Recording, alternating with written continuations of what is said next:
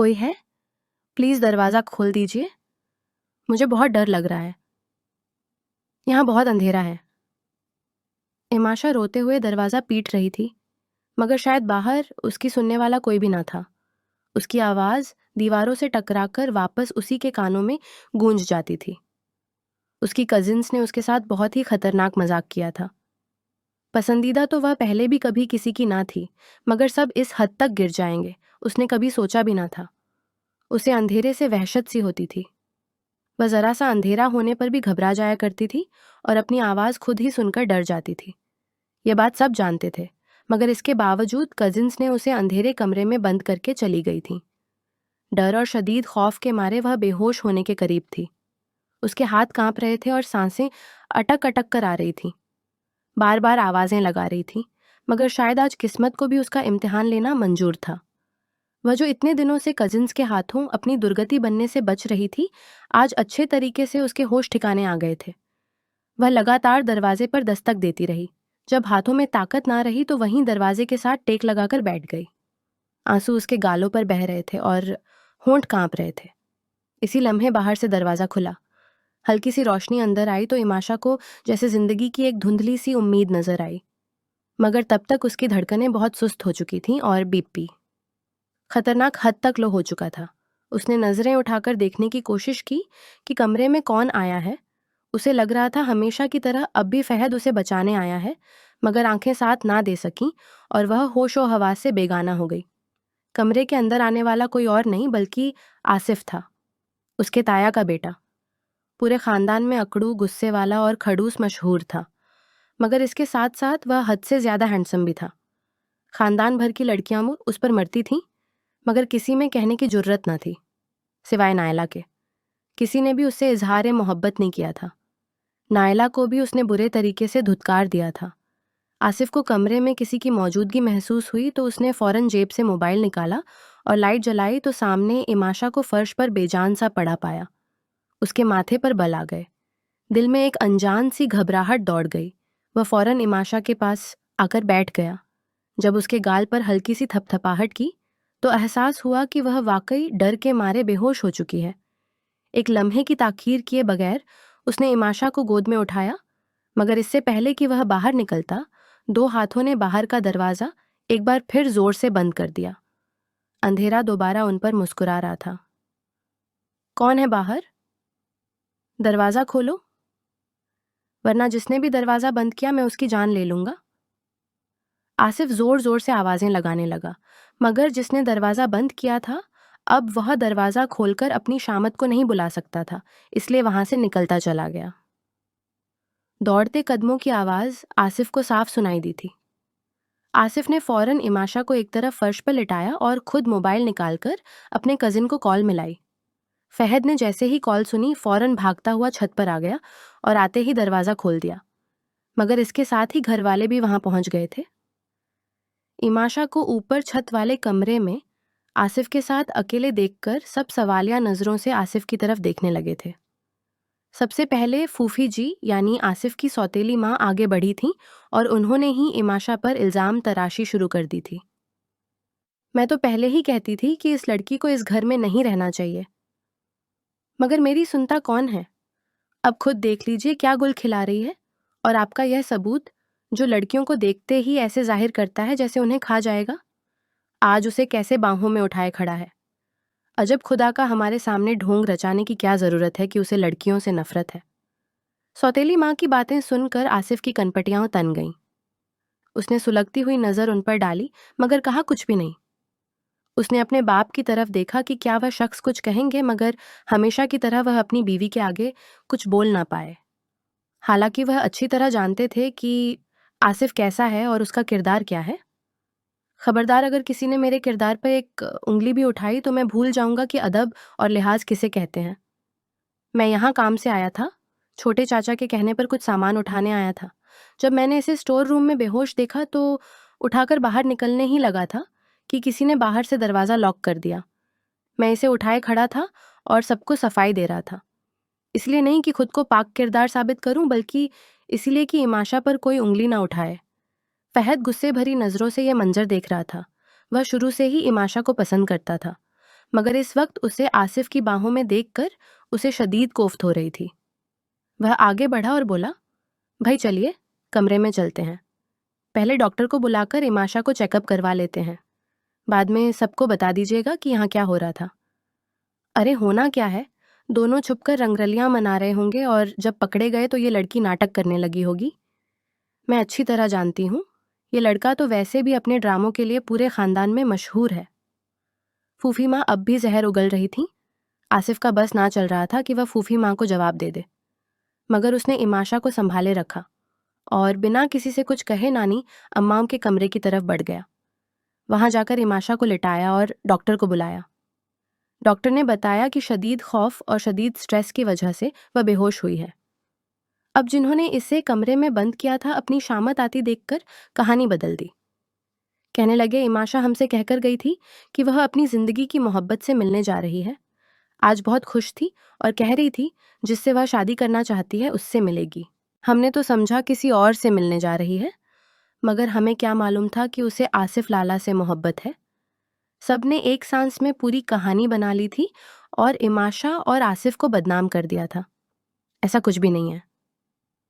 बंद करो ये बकवास। मुझे इमाशा तो क्या दुनिया की किसी भी लड़की में कोई दिलचस्पी नहीं है। आसिफ अपनी सफाई देना चाह रहा था, मगर फूफी अम्माओं की कड़वी बातों और कजिन्स की झूठी गवाही ने उसे मुजरिम बना दिया था। इमाशा को होश आया तो सबने उसे कड़ी नज़रों से घेर लिया। वह सबको बताना चाहती थी कि उसे कजिन्स ने लॉक किया था, मगर अब उसकी कौन सुनने वाला था। उसके खिलाफ साजिश पहले ही रची जा चुकी थी। नानी अम्माम ने जब पूरे खानदान को आसिफ और इमाशा के खिलाफ देखा तो उनका दिल बैठ गया। इन दोनों बच्चों में ही उनकी जान बसी थी। एक उनके बेटे की निशानी थी जो इस दुनिया में ना रहा था, और दूसरा उन्हें जान से ज्यादा प्यारा था। दूसरे को माँ की मौत और सौतेली माँ के सुलूक ने, हालात ने वक्त से पहले बड़ा कर दिया था। नानी अम्मा ने उसकी माँ की कमी पूरी करने की हर मुमकिन कोशिश की थी। नानी अम्मा ने फौरन फैसला किया और आसिफ के वालिद को काजी साहब और गवाहों को बुलाने का कह दिया। उनकी बात सुनकर सारी लड़कियों के होश उड़ गए। सबने आसिफ के सपने सजा रखे थे, मगर अब वह इमाशा का होने जा रहा था और इस सब की जिम्मेदार वह खुद थी। अब सच बताने से कुछ हासिल ना था। यह कुल्हाड़ी उन्होंने अपने ही पांव पर मारी थी। थोड़ी ही देर में इमाशा और आसिफ का निकाह हो चुका था। इमाशा जो पूरी सूरत हाल समझने की कोशिश ही कर रही थी, अब बिल्कुल साकित हो चुकी थी। ऐसा लग रहा था जैसे वह किसी गहरे सदमे में चली गई हो। उसने नम आंखों से अपनी कजिन्स की तरफ देखा। कितनी बार उसने उनका दिल जीतने की कोशिश की थी। कितना चाहती थी कि वह भी उसे अपने साथ बिठाएं और अपने ग्रुप में शामिल करें, जैसे बाकी कजिन्स को कर रखा था। मगर उसकी इस छोटी सी ख्वाहिश की कितनी बड़ी सजा दी गई थी। वह उनके पास ये बात लेकर गई थी कि उसे भी अपने साथ शामिल कर लें। उन्होंने आगे से शर्त रखी थी कि 2 घंटे ऊपर वाले कमरे में ही रहोगी तो हम तुम्हें अपने ग्रुप में शामिल कर लेंगे, क्योंकि डरपोक लोगों को हमारे ग्रुप में कोई जगह नहीं है। इमाशा जानती थी कि ऊपर वाले कमरे में रोशनी का कोई इंतजाम नहीं, मगर फिर भी उनकी बात पूरी करने चली गई थी। इसके बाद उसके साथ जो हुआ वह कभी बयान नहीं कर सकती थी। वह इमाशा रहमान से इमाशा आसिफ बन चुकी थी। उसकी शादी उसी कजिन से हुई थी जिससे उसे शदीद डर लगता था और जिसे देखकर वह रास्ता बदल लिया करती थी। भला हो नानी अम्माओं का, जिन्होंने कहा था कि इमाशा की पढ़ाई पूरी हो जाए फिर पूरी रस्म और रिवाज के साथ रुखसती होगी। जब सब नानी के कमरे से जा चुके तो इमाशा ने नानी की गोद में सर रख दिया और सिसकियां लेते हुए बोली, नानी मैंने कुछ भी गलत नहीं किया था। मैं उस कमरे में सिर्फ आपके कहने पर गई थी ताकि वह मुझे अपने ग्रुप में शामिल कर लें। आसिफ लाला बिल्कुल बेकसूर हैं। ना उनका कसूर है और ना ही मेरा। हमें साजिश के तहत फंसाया गया है। नानी ने उसके सर पर हाथ फेरा और कहा, मैं सब जानती हूँ मेरी बच्ची, तुम दोनों कुछ भी गलत नहीं कर सकते। मुझे तुम दोनों पर पूरा यकीन है। नानी, अगर आपको सब पता था तो फिर आपने हमारा निकाह क्यों करवा दिया? आपने सबको क्यों नहीं बताया कि हम बेकसूर हैं? आपने हमें सबकी नज़रों में और मुजरिम बना दिया। वह एक बार फिर रोने लगी थी। नानी ने प्यार से उसका माथा चूमा और कहा, मेरी बच्ची, मैं हमेशा से चाहती थी कि तुम्हारी शादी आसिफ से हो। तुम दोनों ही एक दूसरे के वजूद को मुकम्मल करते हो। तुम दोनों ने अपनों से दूरी का बोझ उठाया हुआ है और तुम दोनों के दिल में बेशुमार जख्मों के साथ धड़कते हैं। मेरी दिली ख्वाहिश थी कि तुम दोनों की शादी हो, मगर मैं जानती थी कि आसिफ किसी भी सूरत शादी के लिए नहीं मानेगा। अब अगर इस तरह उसकी तुम्हारे साथ शादी हो रही है तो मैं कैसे पीछे हट सकती हूँ? मुझे तो बस एक मौका मिला था जिसका मैंने फ़ायदा उठाया, और मेरा यकीन करो, जब वह तुमसे शदीद मोहब्बत करने लगेगा तो तुम्हें फूलों की तरह रखेगा और तुमसे शदीद मोहब्बत करेगा। मेरा बच्चा दिल बुरा नहीं करते, बस ज़माने की ठोकरों ने उसे सख्त बना दिया है। नानी की बात सुनकर इमाशा ने सर हिलाया और चुपचाप आंखें मूंद लीं। किस्मत से मिलने वाले झटके इतने शदीद थे कि उसके होश बुरी तरह थक चुके थे। रात के करीब 1:30 बज रहे थे। उसकी आंख खुली, गले में जैसे कांटे से आग लगी हुई थी, शदीद प्यास लगी थी। वह चुपके से बेड से उतरी और बिना आवाज़ पैदा किए नानी के कमरे से निकल आई। उसका रुख किचन की तरफ था। वह किचन में दाखिल हुई तो हर तरफ अंधेरा छाया हुआ था। वह अंदाजे से ही आगे बढ़ने लगी, हालांकि इस वक्त उसकी जान हलक में आ रही थी। सिंक के पास पहुंचकर उसने ग्लास उठाया और नल खोला। अभी उसमें पानी डाल ही रही थी कि किचन में खटपट की आवाज़ आई। एकदम ग्लास उसके हाथ से छूट गया। कांच का ग्लास टूटकर आसपास बिखर गया। वह शदीद घबरा गई। घबराहट के आलम में आंखें फाड़ फाड़ के सामने देखने लगी कि आखिर किचन में कौन है। इसी लम्हे किचन की लाइट जल उठी। सामने कोई और नहीं बल्कि फहद खड़ा था। फहद का हुलिया बेतरतीब था। बिखरे बाल और उलझे कपड़ों के साथ वह उसके सामने खड़ा था। इमाशा को देखते ही वह आगे बढ़ा और उसके दोनों कंधे थाम लिए। इमाशा, तुमने आसिफ लाला से निकाह क्यों किया? क्या तुम्हें मालूम नहीं था कि मैं तुमसे शदीद मोहब्बत करता हूँ? तुमसे शादी करना चाहता हूँ? फिर तुम किसी और की कैसे हो गई? क्या मेरे एहसासात और जज्बात कभी तुम तक नहीं पहुँचे? मैं जानता हूँ तुम भी मुझसे शदीद मोहब्बत करती हो, मगर सिर्फ मजबूरी में आसिफ लाला से शादी की है। मैं इस शादी को ज़्यादा देर चलने नहीं दूंगा। तुम फिक्र मत करो, मैं खुद सब घर वालों से बात करूंगा, पूरे ज़माने से लड़ जाऊंगा, मगर तुमसे दस्तबरदार किसी सूरत भी नहीं हो सकता। वह इमाशा के कंधे थामे उसके कानों में जहर घोल रहा था, जबकि इमाशा होश खोए उसकी तरफ देख रही थी।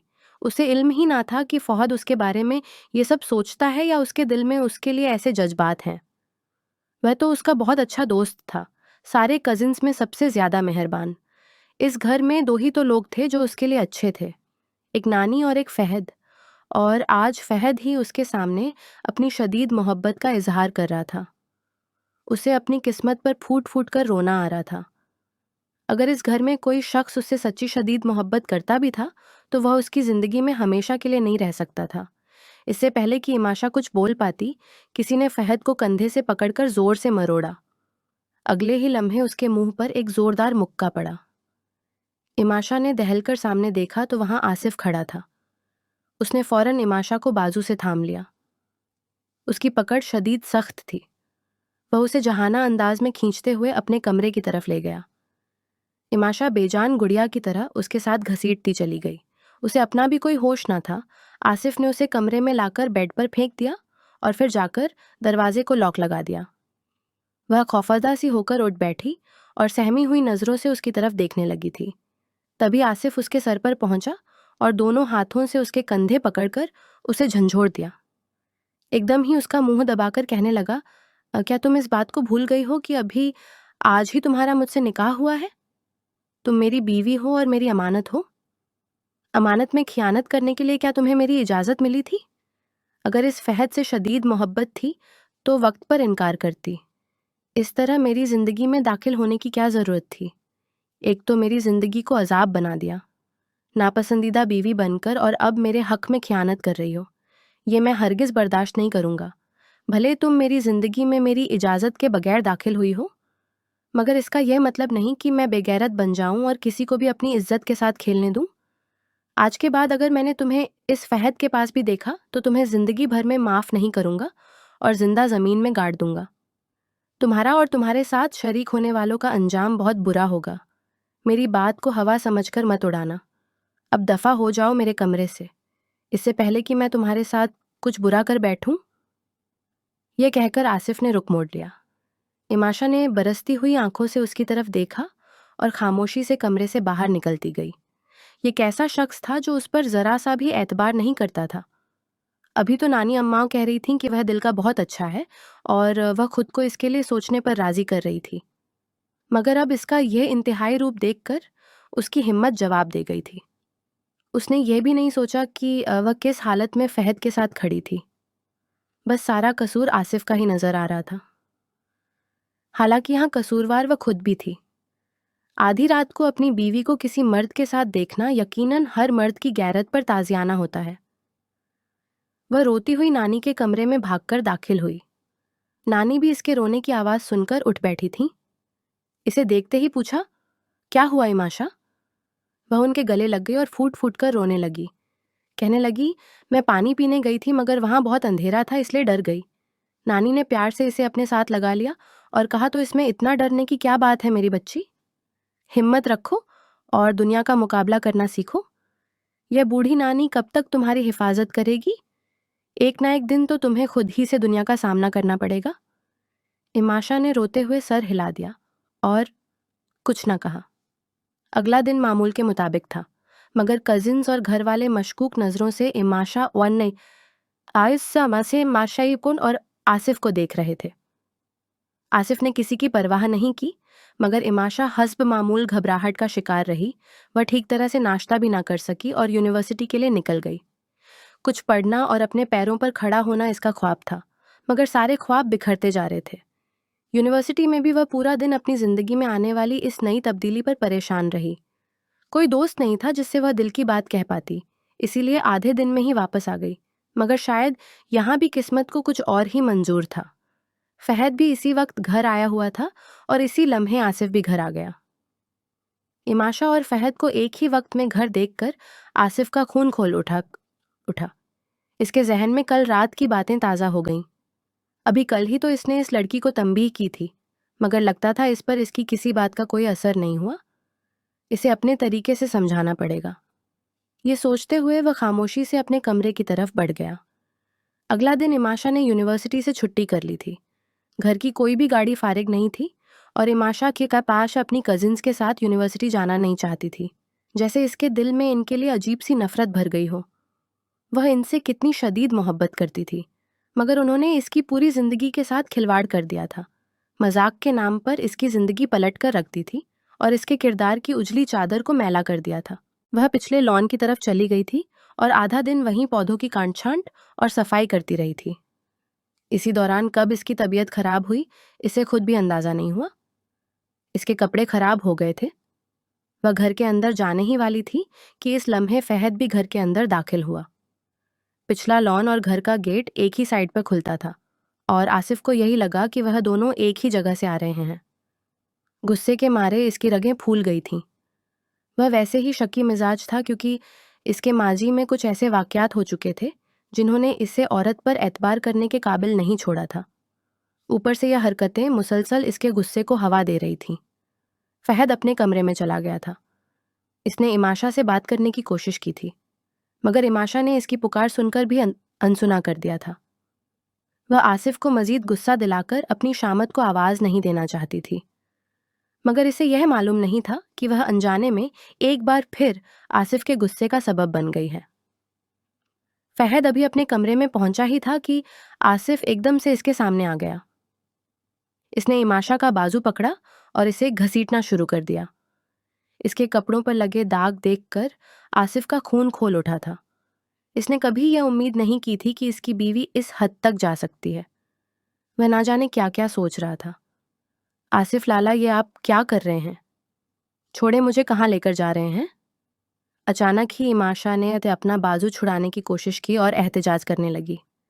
आसिफ ने खा जाने वाली नज़रों से उसकी तरफ देखा और बोला, चलो हॉस्पिटल मेरे साथ, अभी पता चल जाएगा कि तुम कुंवारी हो या कहीं मुंह काला करके आई हो। यह सुनकर इमाशा पर जैसे कड़ों पानी पड़ गया था। इसने सख्ती से अपना बाजू छुड़वाया और रोते हुए बोली, लाला, ऐसा कुछ भी नहीं है जैसा आप समझ रहे हैं। मेरी तबीयत खराब है, इसी वजह से ये दाग लगे हैं। प्लीज़ मुझे कहीं नहीं जाना। अपनी सफाई देते हुए इमाशा फूट फूट कर रोने लगी। अभी 2-3 दिन पहले ही तो इसका आसिफ से निकाह हुआ था, मगर इसकी तेज़ गुस्से वाली फितरत और शकी मिजाज ने इसकी शख्सियत को इमाशा की नज़रों में बुरी तरह मजरू कर दिया था और अब वो मज़ीद इमाशा के दिल में अपना इमेज खुद ही खराब करता जा रहा था। ठीक है, अभी पता चल जाएगा ये दाग सिर्फ तबीयत खराब होने की वजह से है या तुम कोई और कारनामा करके आई हो। ये कहते हुए आसिफ ने इमाशा को हॉस्पिटल ले जाने का इरादा तर्क कर दिया और इसे ज़बरदस्ती अपने कमरे की तरफ खींचने लगा। इमाशा बेजान गुड़िया की तरह इसके साथ खींचती चली जा रही थी। इसके कदम लटखड़ा रहे थे और दिल जोर जोर से धड़क रहा था। आसिफ इसे अपने कमरे में ले आया और बेड पर फेंक कर दरवाज़ा लॉक कर दिया। प्लीज़ मुझे जाने दे। आप ये क्या कर रहे हैं? इमाशा इसके सामने हाथ जोड़कर मेहनत समाजत करने लगी। आंखों में आंसू तैरने लगे थे। आसिफ इसके करीब आया और गौर से इसे देखने लगा। इसने पहले कभी किसी लड़की को इस नज़र से नहीं देखा था, मगर अब इमाशा इसकी बीवी थी और वह इस पर हक रखता था। जब इसकी नज़र इमाशा के मासूम चेहरे और बड़ी बड़ी खौफजदा आंखों पर पड़ी तो इसके दिल में अजीब सी कशमकश होने लगी। वह एक लम्हे को ठटक गया। इसने अपना सर झटका जैसे खुद को किसी गलत ख्याल से निकालना चाहता हो। अचानक इसने इमाशा के कंधों पर दबाव दिया और इसे बेड पर सीधा लिटा दिया। फिर इसका हाथ इसके पेट पर रखा और आहिस्ता आहिस्ता नीचे की तरफ ले जाने लगा। इमाशा ने जोर से आंखें बंद कर लीं। इसका दिल बुरी तरह कांप रहा था। वह जानती थी कि आसिफ इसका शौहर है और इस पर हक रखता है, मगर इस तरह अपना हक जिताएगा इसने कभी सोचा भी नहीं था। अभी तक तो इसे लाला कहने की आदत तक नहीं छूटी थी। आसिफ एकदम से इसके करीब झुक गया। इसने इमाशा के चेहरे पर बिखरे बाल आहिस्तगी से पीछे किए। फिर जैसे किसी अंदरूनी आवाज़ ने इसे रोक दिया, इसने खुद को पीछे हटा लिया। दिल ने कहा था कि एक बार इस पर यकीन करके तो देख, वो कभी तुम्हें मायूस नहीं करेगी। और इसी लम्हे इसने इमाशा पर यकीन करने का फैसला कर लिया था। इमाशा आंखें बंद किए लेटी हुई थी, सांस तक रोकी हुई थी। आसिफ ने नरमी से इसके चेहरे पर सांस फूंकी और इसका हाथ अपने हाथ में ले लिया। मैं यह जानता हूँ इमाशा कि तुम्हारे और फहद के दरमियान माजी में कुछ ना कुछ था। इस दिन किचन में जो बातें मैंने सुनी, इनसे मुझे अंदाज़ा हो गया था कि तुम दोनों के दरमियान पसंदीदगी के जज्बात रहे हैं। मगर एक बात तुम्हें साफ बता दूं, अब तुम मेरी बीवी हो और मैं अपनी इज्जत के साथ किसी को खेलने नहीं दूंगा, ना तुम्हें और ना फहद को। वह ज़रा रुका, फिर धीमे लहजे में बोला, अब तुम मेरी ज़िंदगी का हिस्सा हो, मेरे साथ हो और तुम मेरे बगैर कहीं जाने का सोचना भी मत। इसीलिए कह रहा हूँ, फहद से दूर रहा करो और बिला वजह मेरे गुस्से को मत जगाया करो। ये कहते हुए आसिफ ने नरमी से इसकी उंगली अपने गाल उसके गाल पर रखी और हल्का सा थपथपा दिया। इमाशा ने सीने में अटका हुआ सांस बहाल किया और आहिस्ता से आंखें खोली। आसिफ की नज़रें इस पर जमी हुई थीं, मगर अगले ही लम्हे इसे अपनी पोजीशन का ख्याल आया तो इसके गाल यदम सुर्ख हो गए। आसिफ एक लम्हे को इसे देखता रह गया। इसे यकीन नहीं आ रहा था कि यह लड़की इसके सामने इस तरह शर्मा रही है। Wow beautiful. एक ही दम इसने इमाशा के शर्माने पर इसकी तारीफ की थी। वो लड़की ऐसी थी कि किसी को भी अपने साथ बांध लेती। इसकी शर्मोहैया ने एक ही लम्हे में आसिफ को अपना असीर कर लिया था। वो मदहोश हुआ और एकदम इसके चेहरे पर झुकने लगा।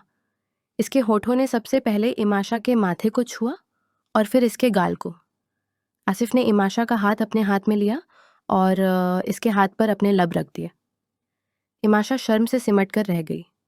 इसने इसके हाथ से अपना हाथ निकालना चाहा, मगर आसिफ ने अपनी गिरफ्त मजबूत कर ली और एकदम वो इसके चेहरे पर झुका था। इसने इसकी सांसों को अपनी दस्तरस में ले लिया। वह अब यह नहीं देखना चाहता था कि वाकई इमाशा की तबीयत खराब थी या वह फहद से मिलकर आ रही थी या कहीं और गई थी। वह बस इस पर यकीन करना चाहता था और यकीन कर भी चुका था। अपनी ज़िंदगी में आने वाली पहली लड़की से धोखा खाने के बाद इसका एतबार ही टूट चुका था और वो हर एक से नफरत करने लगा था। सारी कजिन्स इसकी शदीद मोहब्बत का धम बटती थी। इसके साथ सब शादी करना चाहती थी। सारे चाचा ताया फूफियाँ इसे अपना दामाद बनाना चाहते थे। कजिन्स इसके आगे पीछे फिरा करती थी, मगर इसे कभी किसी पर एतबार ही नहीं आया था। हर एक में इसे इस लड़की का चेहरा नजर आता था, जो इसे शदीद मोहब्बत के रास्ते में अकेला छोड़ गई थी। कितना चाहा था इसने इस लड़की को। दिल पर गहरी चोट खाने के बाद वह कभी किसी पर एतबार नहीं कर पाया था, मगर अब इसका दिल कह रहा था कि वह इमाशा पर एतबार करके देखें। इमाशा की सांसों के करीब होते ही वो बेखुद हो गया था। वो इसकी सांसों को मुकम्मल अपनी दस्तरस में ले चुका था। इमाशा का सांस उखड़ने लगा था। इसने आसिफ के कंधों पर हाथ रखे और इसे दूर करना चाहा, मगर आसिफ इसके होठों पर झुका हुआ था। इसके फौलादी वजूद को खुद पर से हटाना इमाशा के बस की बात नहीं थी। इसकी सांसें उखड़ने लगी तो इसने बुरी तरह खांसना शुरू कर दिया और तब आसिफ पीछे हुआ था। इसने इसके भीगे हुए होठों को गहरी नज़र से देखा। इमाशा एकदम उठी और भागकर कमरे का लॉक खोला और कमरे से निकलती चली गई, जबकि आसिफ वहीं सीधा होकर बेड पर लेट गया था। लगता है नानी से बात करनी पड़ेगी कि वह जल्दी इमाशा की रुखसती दे दें, वरना तो मैं इसे ऐसे ही उठाकर अपने कमरे में ले आऊँगा। यह अचानक सा मुझे क्या हो गया है? ये लड़की कोई सहारा है जिसने शायद मुझ पर जादू कर दिया है। दिल चाह रहा है इसे दिल के किसी कोने में छुपा लूं कि किसी और की इस पर नज़र तक ना पड़े। वो अपने आप से बड़बड़ाता जा रहा था। ऐसे फिल्मी बातें तो इसने कभी नहीं की थी, मगर अब बार बार इमाशा को सोचते हुए ऐसे ही फिल्मी बातें जहन में आ रही थीं। थोड़ी देर बाद वो उठकर ऑफिस के लिए निकल गया था, जबकि इमाशा नानी के कमरे में घुसी हुई थी और वहां से हटने का नाम नहीं ले रही थी। बार बार आसिफ का लम्स याद करके इसके गालों पर गुलाबी रंग बिखर रहा था। शायद नानी ने सच ही कहा था कि आसिफ इतने भी बुरे नहीं हैं जितना वह इनके बारे में सोच रही थी। हर इंसान के कुछ नफ्सियाती उलझनें होती हैं। मुझे आसिफ को एक मौका देकर देखना चाहिए। वह आईने के सामने बैठी हुई थी और अपने अक्स को देखते हुए यह बातें कर रही थी। इसी लम्हे नायला कमरे में दाखिल हुई। नायला आसिफ से कई सालों से शदीद मोहब्बत करती थी और बार बार इससे इजहार मोहब्बत करके शादी के लिए मनाने की कोशिश करती रही थी, मगर आसिफ की सद मेहदी ने इसे एक हद से ज़्यादा आगे नहीं बढ़ने दे दिया। इमाशा के साथ वह मजाक इसी ने प्लान किया था, मगर वो ये नहीं जानती थी कि यह मजाक खुद इसी पर भारी पड़ने वाला है, क्योंकि वो अपने हाथों से इमाशा के हवाले कर चुकी थी और अब बेहद पछता रही थी। वह इमाशा के पास आकर खड़ी हो गई और गौर से इमाशा के चेहरे की तरफ देखने लगी। वहां बिखरा हुआ गुलाबी रंग इसकी नज़रों से मख्फी ना कर सका। वो कुछ ही देर में पहले इमाशा को आसिफ के कमरे से निकलते हुए देख चुकी थी। चलो, कुछ तो तुम्हारी जिंदगी में अच्छा हुआ, नायला ने इमाशा से कहा तो इमाशा ने रुख मोड़ लिया और कहने लगी, मुझे आपसे कोई बात नहीं करनी। मेरी जिंदगी में जो कुछ भी हुआ या जो तूफान आया सिर्फ आप ही की वजह से आया। मैं कितनी शदीद मोहब्बत करती थी आप लोगों से, मगर आपने कभी भी मेरी शदीद मोहब्बत की कदर नहीं की। आप लोगों ने मुझे सताया, लेकिन मैं आपका शुक्रिया अदा करती हूँ कि आपकी वजह से मुझे आसिफ मिल गए हैं, जो मुझसे शदीद मोहब्बत करते हैं। इमाशा की बात सुन के नायला ने जैसे सुलगा दिया था। इसने पास पड़ा हुआ गुलदान उठाया और पूरी शिद्दत से ज़मीन पर दे मारा। खबरदार, अगर तुमने मेरे सामने दोबारा ये बात की कि आसिफ तुमसे शदीद मोहब्बत करता है, मैं तुम्हें जान से मार दूंगी। आसिफ सिर्फ मेरे हैं और देख लेना, मैं इन्हें तुमसे छीन कर रहूंगी। इस पर मेरा हक है। वो जुनूनी अंदाज में चीख रही थी। इमाशा ने सीने पर हाथ बांधकर जिताती हुई नज़रों से इसकी तरफ देखा और कहने लगी, अगर कर सकती हो तो कर लो। नायला को इसका यह अंदाज एक आंख नहीं भाया था। वो हमेशा डरी सहमी रहती थी और इसे वही डरी सहमी इमाशा पसंद थी।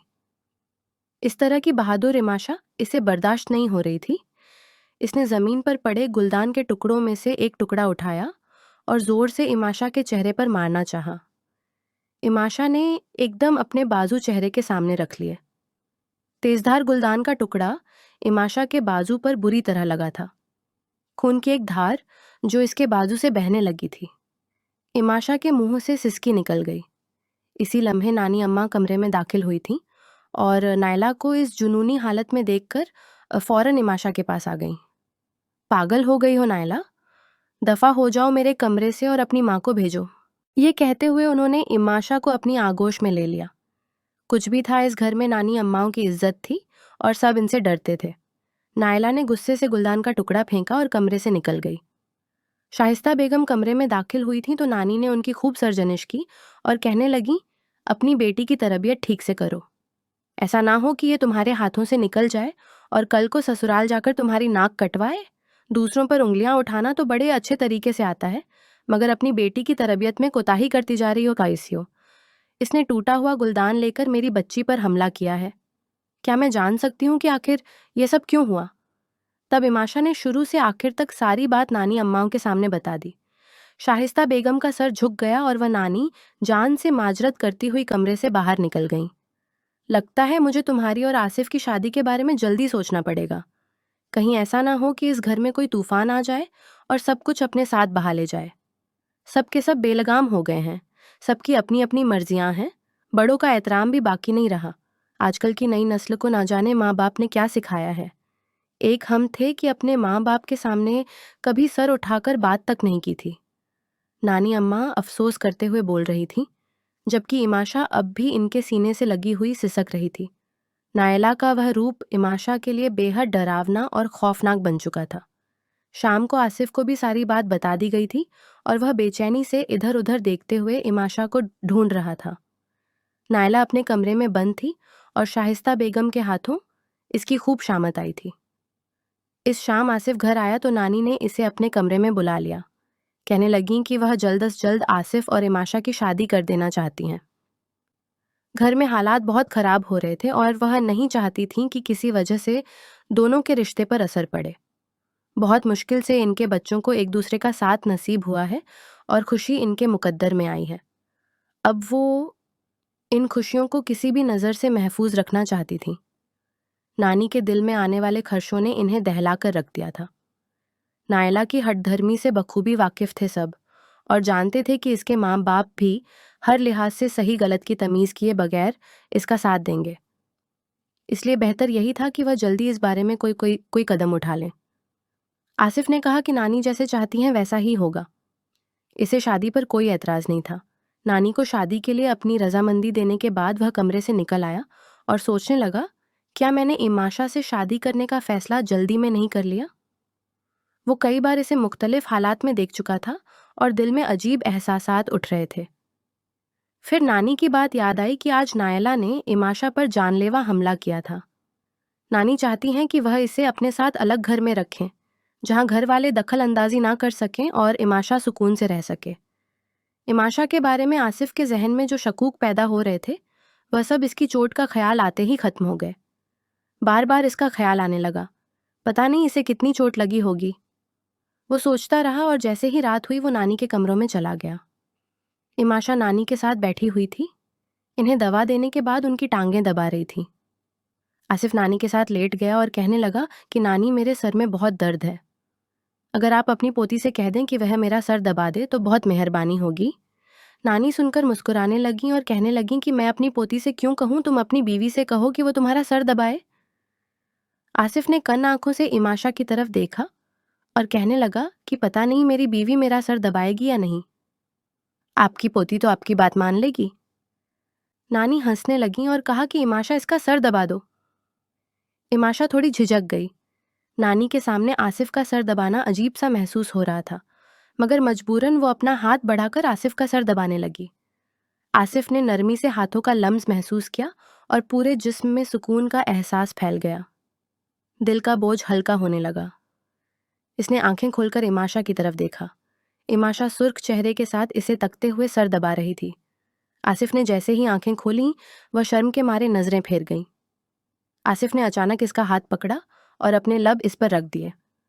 नरम हथेली को महसूस करते हुए इसे दिली सुकून हासिल हुआ। इमाशा का हाथ पकड़कर अपने सीने पर रख लिया। इमाशा के एहसासात अजीब से होने लगे। आसिफ के हाथों के लम्स को महसूस करते हुए इस लम्हे इसे यह ख्याल आया कि शायद इसकी अपनी धड़कन में भी आसिफ का नाम वाबस्ता हो चुका है। अपने झगड़ालू और शकी मिजाज कजिन, जिसके बारे में इसने कभी सोचा भी ना था कि वह इसका हमसफर बनेगा, आज वो इसका शौहर बन चुका था और शायद शदीद मोहब्बत भी बन चुका था। 4 दिन बाद इमाशा और आसिफ की शादी की तारीख तय कर दी गई। नानी बहुत ज़्यादा खुश थीं, जबकि इमाशा और आसिफ खत में डूबे हुए थे। ना जाने ये दोनों एक दूसरे के लिए कैसे साबित होंगे। घर में सभी शादी की तैयारियों में लग गए थे। कजिन्स ने भी किस्मत का लिखा समझकर कबूल कर लिया था, जबकि नायला अपने मामू के घर चली गई थी। वो आसिफ को इमाशा का होते हुए नहीं देख सकती थी। किसी ने इस बात पर ज्यादा ध्यान नहीं दिया था।